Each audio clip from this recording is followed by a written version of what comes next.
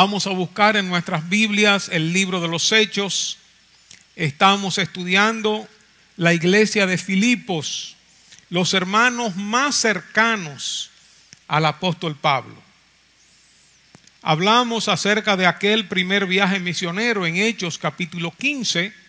Si tenemos el mapa del primer viaje misionero, un viaje relativamente corto, donde en el capítulo 13 del libro de los Hechos dice que había en la iglesia de Antioquía profetas y maestros, y ahí hubo una palabra por parte del Espíritu Santo: apárteme a Bernabé y a Saulo para la obra a los que les he encomendado.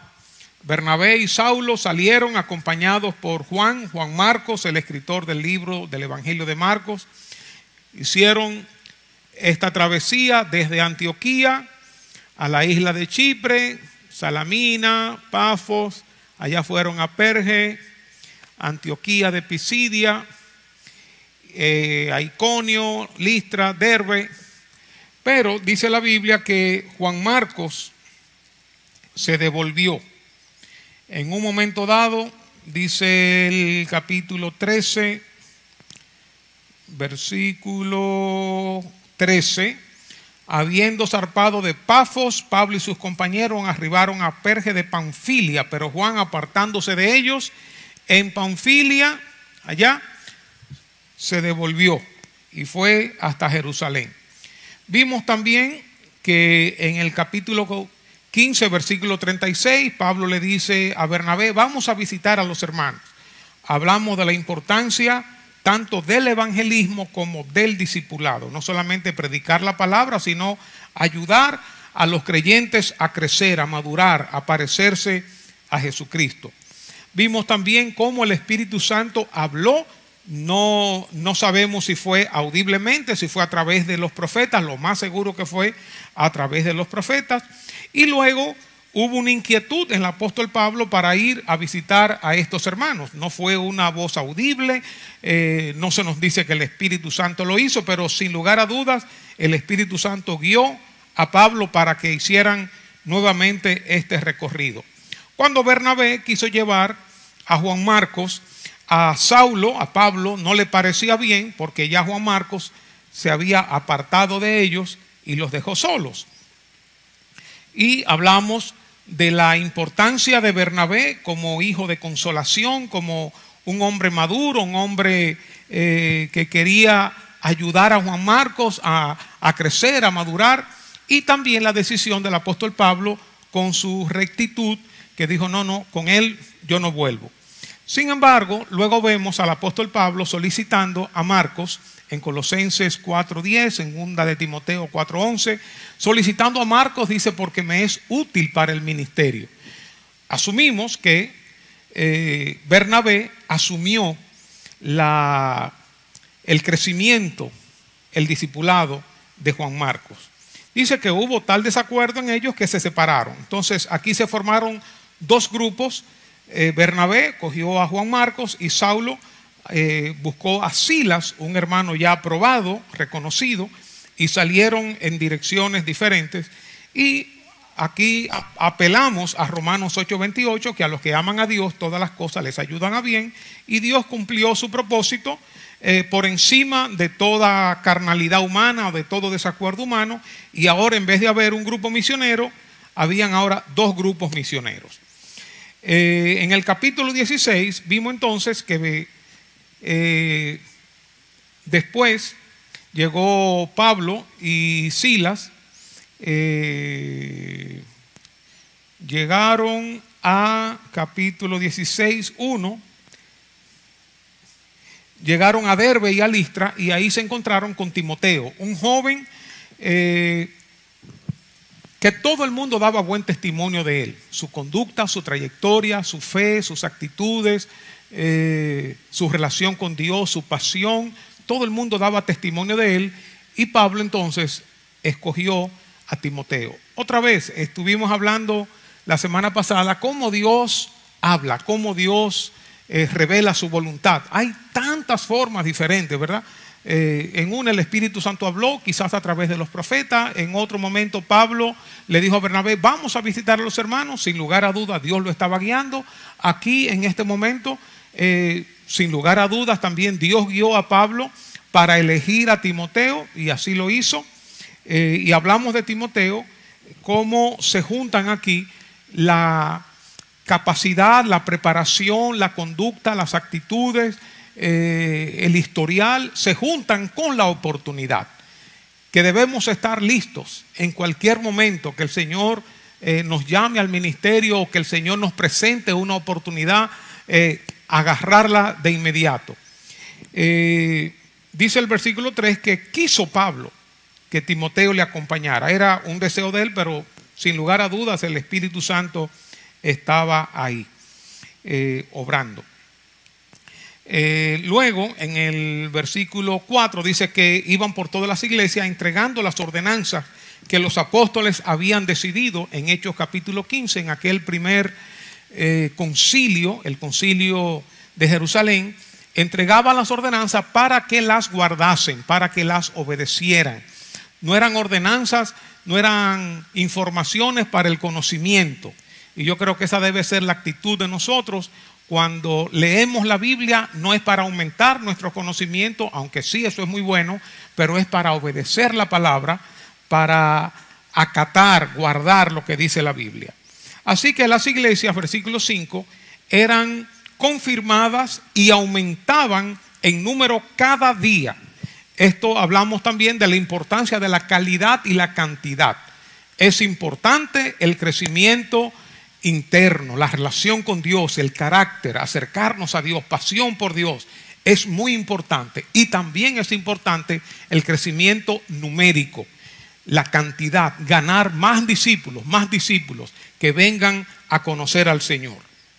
Por eso esta actividad con estos jóvenes es extraordinaria. Queremos más gente para Jesucristo, más personas que conozcan al Señor.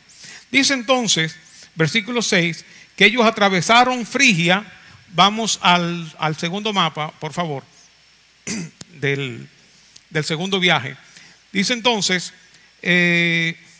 ellos atravesaron Frigia y la provincia de Galacia, pero les fue prohibido por el Espíritu Santo hablar la palabra en Asia. Asia es, allá se muestra, esa parte donde están estas iglesias también. No entendemos por qué Dios le impidió predicar la palabra en ese lugar. Dios sabrá. Después vemos al apóstol Juan, quien, vamos a decir, pastoreó esas iglesias de por ahí del Asia Menor. Y no sabemos de qué manera Dios lo hizo, de qué manera el Espíritu Santo les prohibió. No sabemos de qué manera Dios habló ahí. En el versículo 7 dice que llegaron a Misia, intentaron ir a Bitinia allá arriba, pero el Espíritu Santo no se lo permitió. Entonces, ahí está la sensibilidad del creyente, ¿verdad? Para saber cuándo Dios nos guía en una dirección o en otra dirección. No todo lo bueno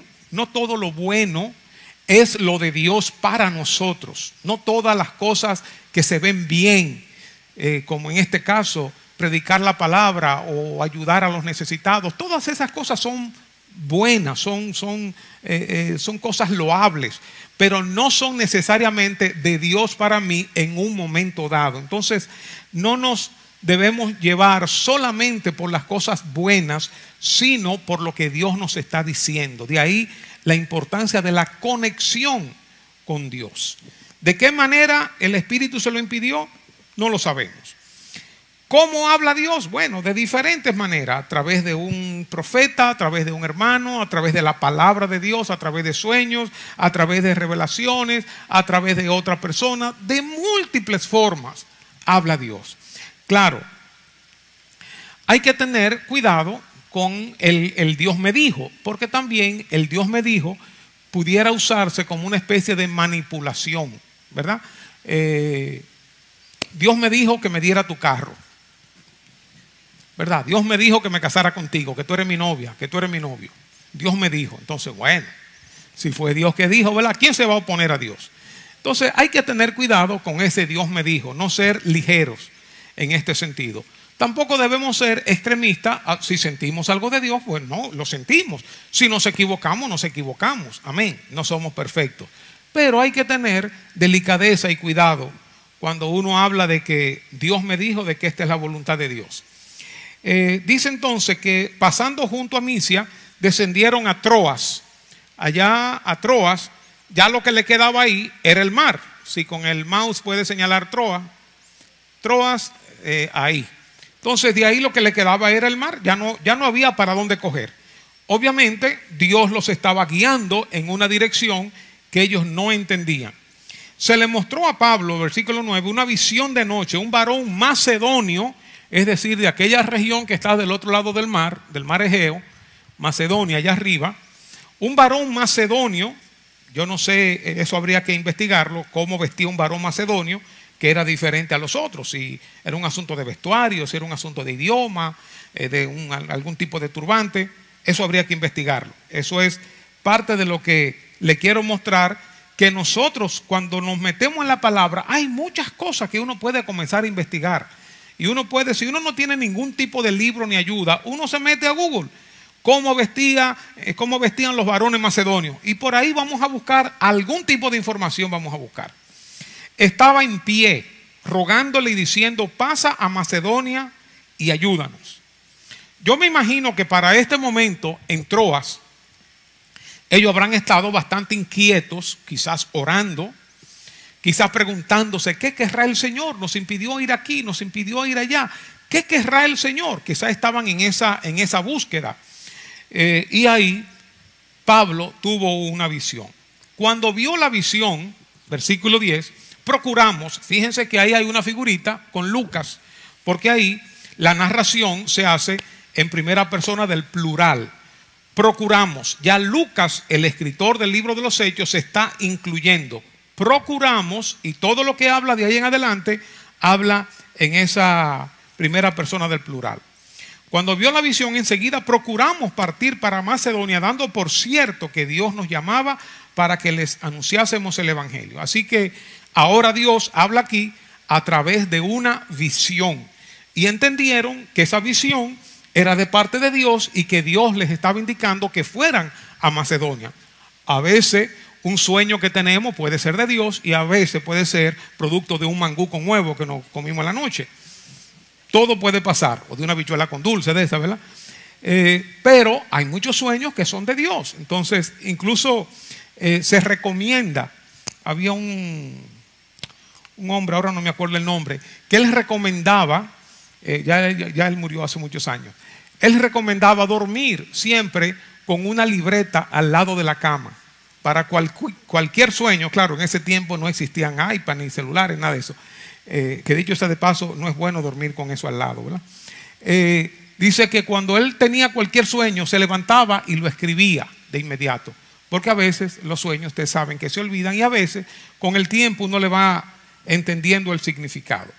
Dice entonces que zarpando, versículo 11, de Troas, vinimos rumbo directo a Samotracia y el día siguiente a Neápolis, ¿verdad? Allá está. Y de ahí a Filipos, que es la primera ciudad de la provincia de Macedonia y una colonia.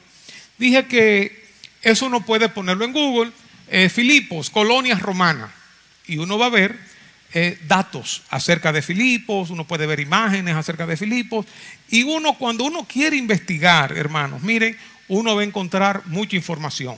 Si uno tiene una biblioteca de esa biblioteca digital, o si la tiene física con diccionarios, con comentarios bíblicos, también puede buscar ahí diferentes diccionarios, Filipos, y te van a hablar cuándo fue fundada, por quién fue fundada, en qué año fue fundada, por qué se le llama una colonia romana, los privilegios de los romanos. Todo eso podemos investigarlo.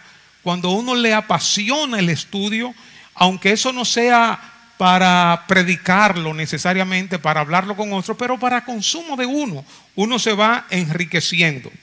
Dice que estuvimos allí en aquella ciudad algunos días. Y yo me pregunto, ¿qué estarían haciendo Pablo, Silas, Timoteo y ahora con Lucas? ¿Qué estarían haciendo allí algunos días? quizás como Nehemías, cuando iba a reconstruir los muros de Jerusalén, quizás estaban investigando, orando, caminando a la ciudad, conociendo, preguntando dónde había una sinagoga, palpando el pueblo, quién sabe, ¿verdad? Estaban en un momento probablemente de reflexión. Y dice que un día de reposo, como Pablo acostumbraba a ir a las sinagogas, la especie de iglesia judía, acostumbraba a ir a una sinagoga donde estaban los judíos y estaban los prosélitos. Los prosélitos eran los gentiles que se habían convertido al judaísmo, y también estaban los temerosos de Dios, que eran gentiles que no se habían convertido al judaísmo, pero les gustaba la religión judía. Ya no estaban con todo ese paganismo, todos esos ídolos. Y entonces en ese lugar se creía en un solo Dios y se creía en el Antiguo Testamento, esos libros. Entonces Pablo iba a esos lugares. Pero en Filipos parece que no había una sinagoga. Hay varias razones para esto, y una de las razones es que probablemente no habían ahí muchos hombres judíos para formar una sinagoga. Dice que había muchas personas retiradas del ejército, muchos romanos, y parece que entonces había un grupo de mujeres que se reunía fuera de la ciudad, a orillas del río, se reunían ahí a orar. Dice que donde solía hacerse la oración, probablemente a eso de las 3 de la tarde, y sentándonos, hablamos a las mujeres que se habían reunido. Entonces una mujer llamada Lidia, vendedora de púrpura, una mujer pudiente, que también eso lo podemos buscar, la historia de Lidia o algunos datos sobre Lidia, la vendedora de púrpura, que era la púrpura, las telas costosas de Tiatira, todo eso podemos buscarlo, que adoraba a Dios. Parece que era una mujer que se había acercado al judaísmo, estaba oyendo, y el Señor abrió el corazón de ella para que estuviese atenta a lo que Pablo decía. Hablamos de la importancia de hablar la palabra de Dios. Cuando hablamos la palabra de Dios, Dios le da a la otra persona la oportunidad de que crea, y Dios provoca ese arrepentimiento, Dios provoca esa fe, Dios usa nuestras palabras, las lleva hasta lo más profundo del espíritu de esa persona para que entonces se convierta y crea. Por eso tenemos que predicar siempre la palabra de Dios. Y aquí se da como un salto, porque dice el versículo 15, cuando fue bautizada y su familia. Aquí recuerden que el cabeza de familia, en este caso, esta mujer que parece que tenía servidumbre, quizás tenía hijos, quizás tenía algunos familiares o sus padres, quién sabe qué, tenía una influencia sobre su familia, y parece que ahí se bautizaron entonces todos parece que escucharon. Aquí se da un salto muy, muy rápido, que en la otra historia del carcelero se habla un poquito más de detalle. Toda la familia se bautizó y ella les rogó, prácticamente los obligó a quedarse en su casa. Dice el versículo 16, ahí fue que quedamos el jueves pasado, que aconteció que mientras íbamos a la oración nos salió al encuentro una muchacha que tenía espíritu de adivinación. En el griego es pitón, lo que se denomina hoy una pitonisa, persona que adivina, y cuando adivina está adivinando lo que es real, lo que es verdad, pero es por un demonio. Y esta muchacha dice que la cual daba gran ganancia a sus amos adivinando, ¿verdad? Entonces esto lo vemos hoy en día, personas que leen las cartas, que leen la taza, brujos, te hacen el salmo, y muchas de esas personas creen en eso porque le da resultados. Amarran un hombre, amarran una mujer, un dinero por aquí, un número que sé yo cuánto por allá, pero no se dan cuenta que todo eso es demoníaco, y leen el horóscopo, piensan que eso no es nada, y se van poniendo en contacto con un mundo espiritual diabólico, maligno, perverso. La fiesta de los carnavales, la fiesta de Halloween, todas esas cosas son demonio, puro diablo, pura maldad, que uno sin saber se pone en contacto con ese mundo espiritual maligno y perverso. Por eso tengamos cuidado en esos tiempos de Halloween, tiempos de carnaval, tengamos cuidado, oremos, cuidemos a nuestros hijos. Eso no es un juego ingenuo, no es una participación ingenua. Si vamos a vestir a nuestros niños de payasito, de lo que fuera, lo hacemos en otra ocasión. En Halloween, en carnaval, no lo hacemos. No somos partícipes de ese tipo de cosas.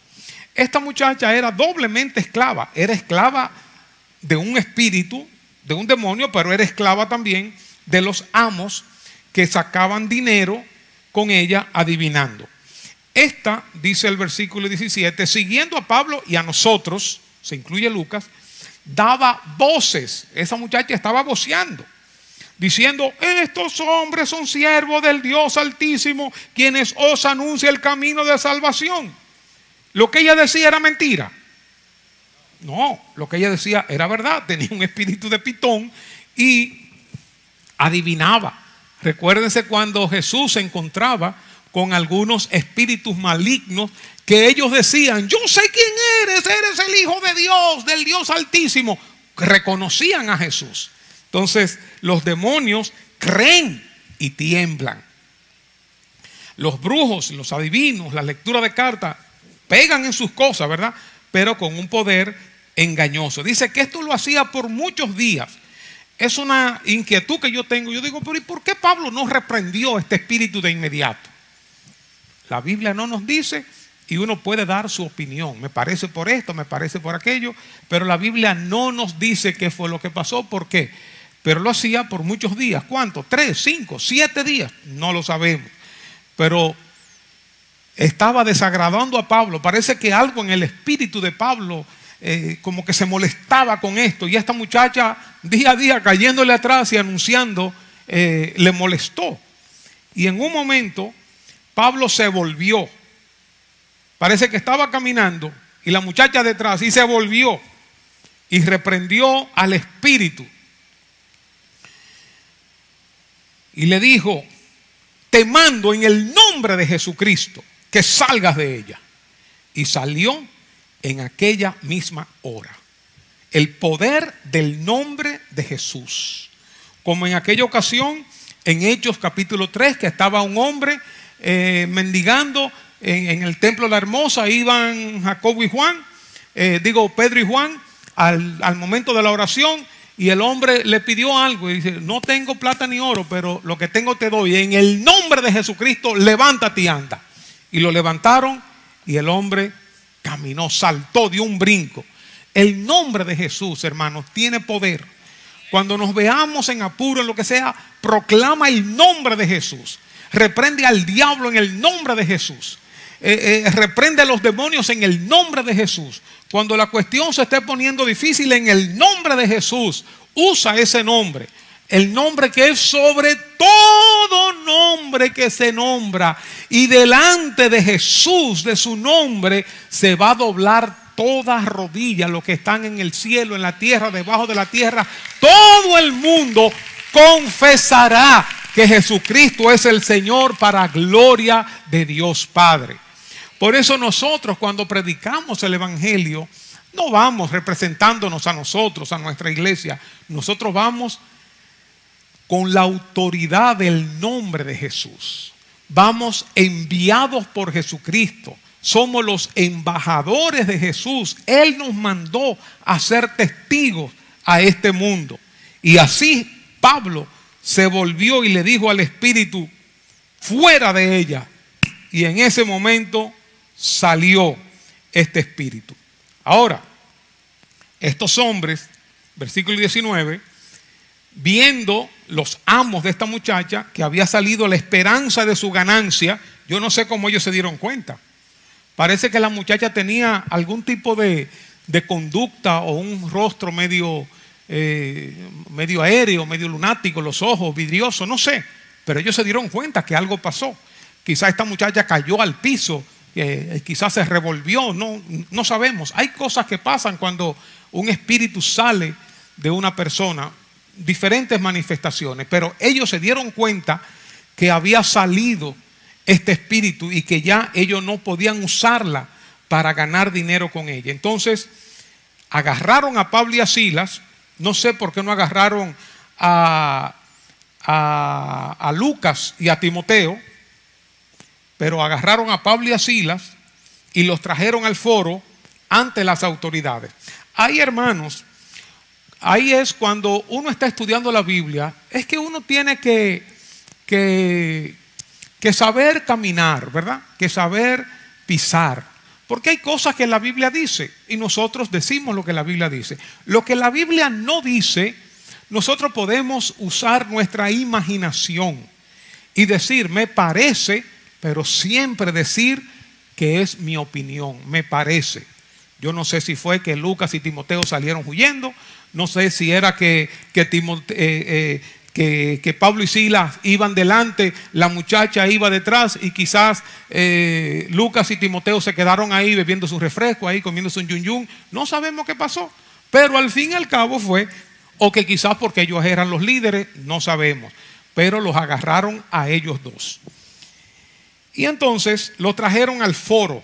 Por ejemplo, yo no sé si allá arriba es fácil cambiar para ir a Google y poner foro de Filipos, quizás. Con cualquier cosa nosotros podemos buscar y chequear aquí, chequear allá. Busca imágenes allá. Ok, la primera ahí la puede abrir. Ustedes ven, ahí hay réplicas diferentes que uno puede darse la idea, ¿verdad? De cómo era el foro. Era una especie de, ¿cómo se llama eso? Anfiteatro, algo así, ¿verdad? Entonces parece que ahí, y es interesante si uno busca qué se hacía en esos foros. Quizás ahí era que iban los filósofos, qué sé yo. O sea, pero uno puede investigar y uno puede enriquecer el conocimiento, uno puede enriquecer la historia, conocer un poco más. Y eso es fácil hacerlo. Ya que estamos ahí en Google, pon por ejemplo Filipos, colonia romana. Ahí está Wikipedia, Biblia, misión. Bueno, miren ahí Filipos, donde dice diccionario enciclopédico de Biblia y teología. Ahí está, eso gratis.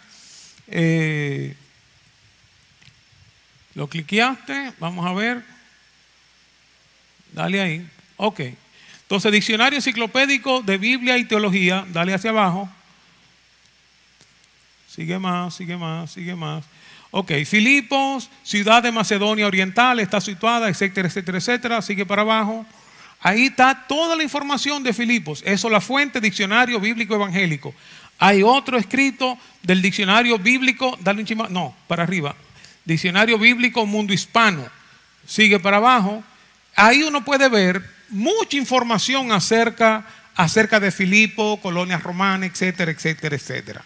Eso es una muestra para que nosotros podamos enriquecer nuestro estudio. Y cualquier cosa que uno quiera ver. Claro, si uno tiene, como yo tengo y tenemos algunos, Pedro Ramírez, el paquete de diccionarios y comentarios y otras ayudas bíblicas de manera digital, un programa, pues ahí uno lo busca y ahí uno enriquece el estudio, miren, muchísimo. Pero si no, se puede hacer de esta manera. Entonces volvamos al texto, por favor. Entonces agarraron a Pablo y a Silas y presentándolo a los magistrados, dijeron: estos hombres, siendo judíos, alborotan nuestra ciudad. Fíjense que ellos sabían ya que eran judíos, por alguna razón, la vestimenta o las palabras, el idioma, y enseñan costumbres que no nos es lícito recibir ni hacer, pues somos romanos. Eso sería también otro motivo de estudio. ¿Cuáles eran esas cosas? Y uno busca qué no les era lícito recibir a los romanos de parte de los judíos, costumbres y cosas para hacer. Y se agolpó el pueblo contra ellos. Miren, esto sí es terrible. Cuando hay un pueblo como revoltoso, pendenciero. Me acuerdo que en días pasados, estando allá en Jarabacoa, yo había comprado algo en una tienda. Y entonces dije, ok, yo voy a buscar el carro para recoger todas las cosas, porque eran como muchas cosas. Entonces busqué el carro y me orillé un poquito ahí, muchacho, por poco me sacan a pedra de ahí. Eso me hicieron una bulla, esos jarabacoenses. Y digo yo, pero muchacho, prieto campesino de aquí, o sea, yo relajando con ellos. Porque todo el mundo se habló, no se puede, y los motoristas y todo el mundo. Digo, no, está bien, me voy de aquí. Así pasó allá en Filipos, ¿verdad? Se agolpó todo el mundo ahí. Es como cuando la gente está como ociosa, pendenciera y está buscando, ya ustedes saben. Y fueron, todo el mundo, se agolpó el pueblo contra ellos y los magistrados rasgándole las ropas. Imagínense eso, les rasgaron las ropas, ordenaron azotarles con varas. Yo no sé, eso también habría que investigarlo. ¿Cuántos varazos le darían a Pablo y a Silas? Porque yo sé que entre los judíos, creo yo, ahora no me acuerdo, si era permitido solamente 39 azotes, como decía, 40 menos 1. Pero habían lugares donde era varas sin número, varazos sin número. Entonces, si uno quiere enriquecer sus conocimientos, entonces dice el versículo 23, después de haberles azotado mucho, o sea, imagínense ustedes el espectáculo en un foro, como vimos, estos dos hombres recibiendo varazos con las ropas rasgadas. Yo no sé si hasta los habrán tirado al piso, o sea, de tantos varazos que le dieron, de tantos golpes que le dieron. Dice, después de haberlo azotado mucho, los echaron en la cárcel, mandando, vamos otra vez a Google, por favor, mandando al carcelero que los guardase con seguridad, o sea, como si fueran dos malandros, dos malhechores, porque no le hicieron juicio ni nada, sino que le creyeron a estos hombres que le habían quitado la fuente de su ganancia con esta muchacha. Dice el carcelero, el cual, recibido este mandato, los metió en el calabozo de más adentro y les aseguró los pies en el cepo. Pon Filipos cepo, a ver qué nos sale. Un cepo, una madera con huecos. Imagínense ustedes qué difícil, ¿verdad? Qué difícil. Estando azotados, y yo no sé por qué ahí lo ponen con esa ropa así tan linda, ¿verdad? Porque le habían rasgado la ropa, o sea que ellos debían estar realmente con poca ropa. Ahí estaban ellos en el cepo, volvemos otra vez, pero a medianoche, imagínense, si ellos iban a la oración alrededor de las 3, esto no sabemos, estoy inventando.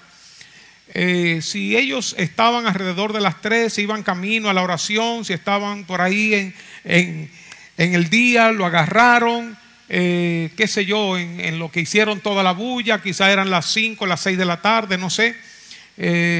Lo metieron en la cárcel, en el cepo, 7 de la noche, 8 de la noche, a medianoche, es decir, ya varias horas después, porque me imagino que ellos estarían bastante adoloridos, ¿verdad? Por recibir tanto maltrato.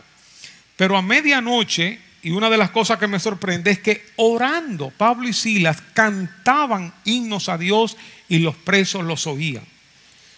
Yo me imagino, si hubiera sido yo, quizás yo hubiera estado ahí en un mar de autocompasión. Ay, mira, y yo, Señor, y yo sirviéndote, ¿por qué me pasa esto? ¿Verdad? ¿Cuánto no hubiéramos estado llorando y lamentándonos, victimizándonos y quejándonos? Ellos estaban orando y cantando himnos a Dios. Silas, tú te sabes el de Oh tu fidelidad. ¿Cuál es ese? El 309. Vamos a cantar ese. Oh Dios eterno. Y después, Pablo, ¿y tú te sabes el número 20? En la cruz. Sí, en la cruz. Y ahí estaban cantando himnos a Dios. Y era en voz alta porque los presos los oían. Imagínense con todo este maltrato, la sangre, la ropa pegada. Era un espectáculo. Pero en aquel tiempo, y recuerden el caso de Pedro y Juan, cuando fueron castigados, fueron azotados por el nombre de Cristo. Cuando ellos salieron después de haber sido azotados, estaban como gozosos, como diciendo, wow, nos azotaron por Cristo, como un privilegio. Era un privilegio. Por eso dice luego Pedro en su epístola, no se sorprendan del fuego de prueba que les ha sobrevenido, como si alguna cosa extraña les aconteciese. Ellos se gozaban en eso y no pedían ser librados.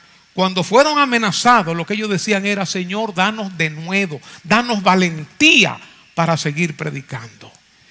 Y esa era la actitud de los primeros cristianos, sufrir por el nombre de Jesucristo. Parece que esa era la actitud también de Pablo y Silas. Y los presos los oían. Y como hemos hablado de la importancia y el poder de la alabanza, dice el versículo 26, volvemos a la narración, entonces sobrevino de repente. Cuando estamos, hermanos, en alabanza, en adoración, en oración, cualquier cosa puede suceder. Una manifestación sobrenatural de Dios en medio nuestro, en medio de nuestro trabajo, en medio de nuestra enfermedad, en medio de nuestra familia. Dios se aparece. Un gran terremoto, de tal manera que los cimientos de la cárcel se sacudían y al instante se abrieron todas las puertas y las cadenas de todos, no solamente de ellos, de todos se soltaron.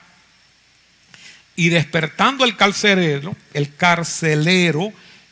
obviamente estaba durmiendo, ¿verdad? Que es lo que hacen todos los guachimanes cuando están cuidando. Ellos buscan el ladito para dormir. Despertando el carcelero, y claro, él sabía que todos estaban bien guardados con su reja y todo. Viendo abiertas las puertas de la cárcel, sacó la espada para matarse, porque él sabía que eso era lo que le venía. Si un preso se le iba, igualmente cuando Jesús murió, que pusieron a los soldados a cuidar esa tumba, lo que le tocaba a ellos era la muerte, porque habían dejado que se robaran el cadáver que una guardia romana estaba cuidando. Él sacó la espada y se iba a matar, pensando que los presos habían huido. Mas Pablo clamó a gran voz. Pablo voció con todo ese dolor y todas las cosas. Bueno, tenía su voz bien calentada cantando. Clamó a gran voz diciendo, no te hagas ningún mal, pues todos estamos aquí. Y eso fue otro milagro, ¿eh? Eso fue otro milagro, que los presos no salieran corriendo por ahí, en carrera toditos, sino que todos parece que estaban asustados y con el poder de Dios ahí manifestado. Parece que algo, el Espíritu Santo los pegó ahí a sus cárceles. Dice entonces, versículo 29, él entonces pidiendo luz, el carcelero, se precipitó adentro y temblando, este hombre estaba temblando, estaba bien asustado, bien chocado, se postró a los pies de Pablo y de Silas. Y sacándolos, les dijo, señores, ¿qué debo hacer para ser salvo? Aquí otra vez, volvemos a la imaginación, ¿verdad? A la deducción. Me imagino que este hombre de alguna manera habrá oído algo del apóstol Pablo, algo del mensaje de Jesús, algo del mensaje del evangelio. De alguna manera, porque esto no va a salir así de la nada. Parece que él había oído algo, quizás las mismas oraciones, las mismas canciones del apóstol Pablo, de Silas. Algo le penetró a este hombre que tuvo convicción de pecado, que tuvo convicción de arrepentimiento. Dijo, señores, ¿qué debo hacer para ser salvo? Sin lugar a dudas, Dios tocó su corazón, usó toda esta desgracia, toda este dolor, este sufrimiento para salvar a este hombre. Y él les dijo, ellos le dijeron, versículo 31, cree en el Señor Jesucristo y serás salvo tú y tu casa. Dice que el versículo 32, le hablaron la palabra del Señor a él y a todos los que estaban en su casa, y él tomándolos en aquella misma hora de la noche, les lavó las heridas y enseguida, era de noche, se bautizó él con todos los suyos. Tremenda obra. Aquí se bautizó todo el mundo, todos los de su casa. Él los llevó a su casa. Quizás eran ya la 1 de la madrugada, 1 de la mañana, 2 de la mañana, quién sabe. Le lavó las heridas, los cuidó y se bautizaron. La familia entera se reunió a esa hora de la noche, escucharon la palabra de Dios y todos fueron bautizados. Una pregunta que uno se haría: ¿cree en el Señor Jesucristo y serás salvo tú y tu casa? ¿Es esa una promesa para todos nosotros? Es una pregunta que uno debe hacerse. ¿Es una promesa para todos nosotros? ¿Sí o no? Podemos diferir en criterio. Eso no, como yo digo, hay cosas donde usted no tiene que llevarse de su pastor, ni tiene que llevarse de un predicador, de un profeta. Uno puede tener su propio criterio. ¿Quiere que le diga mi opinión? No, pues está bien. Sigo predicando. ¿Le digo mi opinión? Sí. Bueno, yo creo que esto no es una promesa para todo el mundo, por lo que conozco de la Escritura, pero esa es mi opinión, ¿verdad? Por lo que conozco de la Escritura, entiendo que Dios tiene un trato con cada persona, ¿verdad? Y claro, uno puede argumentar en el otro sentido también. Y yo creo que por el hecho de que yo conocí al Señor, automáticamente toda mi familia va a ser salva. No me parece que va a ser así. Yo sí creo que mi familia va a tener una influencia a través de mí. Yo creo que yo voy a comenzar a orar por mi familia. Cuando yo me convierto al Señor, voy a comenzar a orar por mi familia. Cuando yo me convierto al Señor, voy a comenzar a predicarle a mi familia. Cuando me convierto al Señor, mi familia va a ver el cambio, la transformación en mí. Yo voy a hacer luz en mi casa, voy a hacer luz en mi familia. Y lo más seguro es que ellos vengan al Señor y conozcan al Señor. Eso es lo más seguro, lo más probable. Pero no es algo automático, porque la relación con Dios es una relación personal. Entonces, ha ocurrido en un par de ocasiones que sí se salvaron toda la familia, toda la casa. Y esta yo sí creo que puede ser una promesa para alguien en específico. Puede ser una promesa para este carcelero, o si Dios se la dice a alguien hoy en día de manera específica: serás salvo tú y tu casa. Un plan que Dios tiene, y ahí la gracia de Dios, Dios es soberano y Él hace como Él quiera. Pero de ahí yo adjudicarme esta palabra como una promesa, en el caso mío particular, si tú lo haces, no estás en pecado, solamente que tenemos criterios diferentes. Y amén, sigue fajado, orando por tu familia. Sea esto una promesa o no sea promesa, como quiera oramos por nuestra familia. Amén. Amén. Dice entonces: y llevándolos a su casa, versículo 34, les puso la mesa, es decir, le dio comida. Todo esto estamos hablando en la madrugada, y se regocijó con toda su casa de haber creído a Dios. Otra versión dice de haber creído en Dios. Cuando ya fue de día, los magistrados enviaron a los alguaciles a decir: suelta a aquellos hombres. No sé qué les motivó a ellos a tomar esa decisión, a cambiar de idea. Y el carcelero vino feliz, gozoso, a darle la noticia a Pablo y a Silas: los magistrados han mandado decir que se os suelte, así que váyanse, salgan en paz. Pero Pablo, que no era fácil, le dijo: después de azotarnos públicamente sin sentencia judicial, siendo ciudadanos romanos, nos echaron en la cárcel y ahora nos echan encubiertamente. No, por cierto, no, sino vengan ellos mismos a sacarnos. Ese sería motivo de otra indagación, ¿verdad? ¿Cuáles eran los privilegios de los ciudadanos romanos? Que parece que entre esos privilegios era que no se podían azotar públicamente sin una sentencia. Y cuidado, a veces pudiera ser que después de una sentencia. Y los alguaciles hicieron saber estas palabras a los magistrados, los cuales tuvieron miedo. Acuérdense que estamos en el Imperio Romano, donde el emperador era como un dios y tenía poder sobre todo, ¿verdad? y habían unas leyes que realmente ellos le tenían mucho temor, los cuales tuvieron miedo al oír que eran romanos. Una especie de ciudadanía, de ciudadanos como de primer nivel, ciudadanos romanos. Ah, no, yo soy, tú no. Por eso tiene sentido, cuando uno estudia un poquito esto, en Filipenses 3:20, 3:21, que Pablo dice: nuestra ciudadanía está en los cielos. O sea, no se enorgullezcan de que ustedes son ciudadanos romanos, sino alégrense de que su ciudadanía es del cielo. No, yo soy dominicano, yo soy americano, yo soy francés. Lo que importa es que seamos hijos de Dios. Nuestra ciudadanía está en el cielo. Y vinieron ellos, les rogaron. Dice otra versión que vinieron a presentarles sus disculpas y les pidieron que salieran de la ciudad.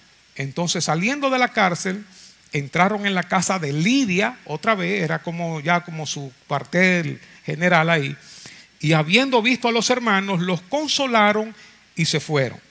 Otras versiones dicen que les dieron mucho ánimo a los hermanos, que los confortaron en la fe, que les animaron a seguir a Jesús. Así que parece que los filipenses podían estar un poquito nerviosos, ¿verdad? Si esto le hicieron a Pablo, a Silas, ¿qué pasará con nosotros? Y recuérdense que eran personas recién convertidas, personas que estaban escuchando el evangelio, que habían venido al Señor, se habían bautizado, que no se nos menciona todo eso, pero ya había un grupito que había creído y era posible que estuvieran un poco temerosos por lo que les pudiera pasar. Y Pablo y Silas vinieron, los exhortaron, los animaron y de ahí siguieron. En otra ocasión seguimos hablando de los filipenses, de esta iglesia de Filipos.